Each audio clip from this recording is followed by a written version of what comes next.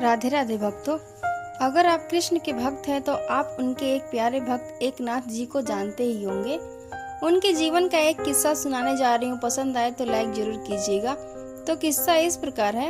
एक बार की बात है, बहुत दूर से ब्राह्मण संत एकनाथ महाराज का घर ढूंढता हुआ आया था। जब वह नाथ के द्वार पर आया तो उसकी सारी होश गायब हो गई। उसके मन में एक अधीरता थी, एक जुनून था। घर में प्रवेश करने के बाद जैसे ही नाथ पर नजर पड़ी तो ब्राह्मण ने उनके पैर पकड़ लिए। उन्होंने हाथ जोड़कर नाथ से कहा, नाथ बाबा, मुझे भगवान श्री कृष्ण के दर्शन कराओ। एकनाथ महाराज को कुछ समझ नहीं आया।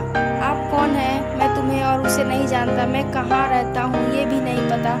तभी गिरजा देवी नाथ की पत्नी वहाँ आ गई। वे भी सुन चुकी थी कि वह ब्राह्मण नाथों से क्या कह रहा है। नाथ ने उसे उठाकर अपने पास रख लिया, लेकिन वह ब्राह्मण बार बार एक ही वाक्य कह रहा था, नाथ बाबा, मुझे भगवान कृष्ण के दर्शन कराओ। ब्राह्मणों की निगाहें घर का कोना कोना तलाश रही थी। नाथ ने उन्हें मंच पर बैठाया। उन्होंने अपने हाथों से उनके पैर धोए। तब तक गिरजा देवी मीठा जल ले आई। यह देखकर उस ब्राह्मण का हृदय भर आया। वह झट से बैठ गया और नाथ के पैर पकड़कर उससे बोला, नाथ बाबा, मुझे 15 दिन पहले एक दर्शन हुआ था। भगवान कृष्ण मेरे स्वप्न में आए और मुझसे कहा कि मैं पिछले 12 वर्षों से एकनाथ महाराज के घर में श्री खंडिया के रूप में रह रहा हूँ। अब मेरे जाने का समय हो गया है। यदि तुम मुझसे मिलना चाहते हो तो एकनाथ महाराज के घर आओ। नाथ बाबा, बताओ प्रभु, तुम्हारे घर में श्री खंडिया के नाम से 12 वर्षों से रह रहे हैं। वे कहाँ हैं? उनके विरह से मेरे प्राण निकले जा रहे हैं। यह सुनकर गिरजा देवी के होश उड़ गए। नाथ को होश भूल गया। दरअसल श्री खंडिया पिछले 12 साल से उनके घर में पानी भरने का काम कर रहा था और वो कल ही नाथ से यह कहकर गया था कि वो कल वापस काम पे आ जाएगा। नाथ जी सोचने लगे, उन्होंने हमें साधारण पहचान भी नहीं दी। यह कैसी लीला रची उन्होंने। एक बार पहचान बता देते तो उसी पल उनके चरणों में प्राण अर्पण कर देता। नाथ जी प्रभु के विरह में और भी व्याकुल हो गए। उनकी आंखें भर आईं। नाथ खम्बे का सहारा लेकर धीरे से बैठ गए। गिरजा देवी जी को होश आ गया। फिर श्री खंडिया की यादें याद आने लगी। वो श्री खंडिया की सादगी, उसकी हर हरकत, चुपचाप अपना काम करना, वही कल वाली मनमोहक मुस्कान।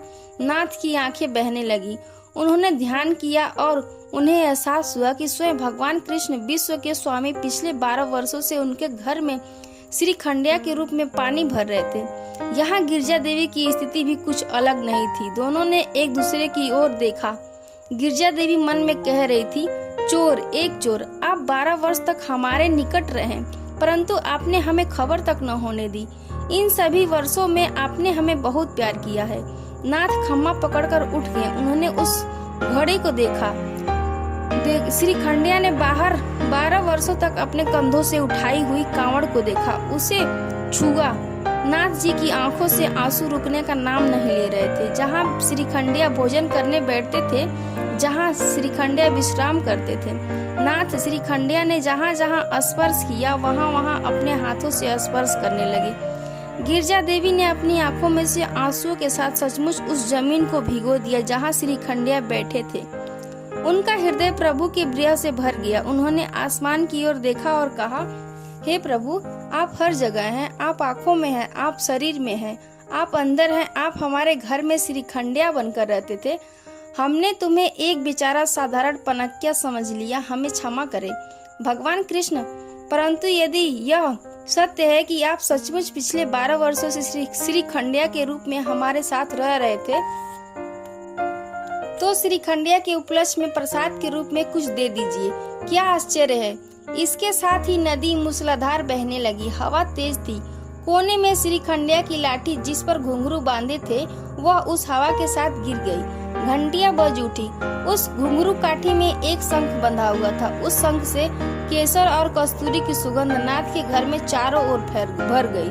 वह ब्राह्मण इस सबका साक्षी था। वह आश्चर्य में एवं अविश्वास से यह देख रहा था। भगवान श्री कृष्ण ने उनकी यह इच्छा भी पूरी की थी और उनकी आंखें भी कब बहने लगी इसका उसे भी पता नहीं चला।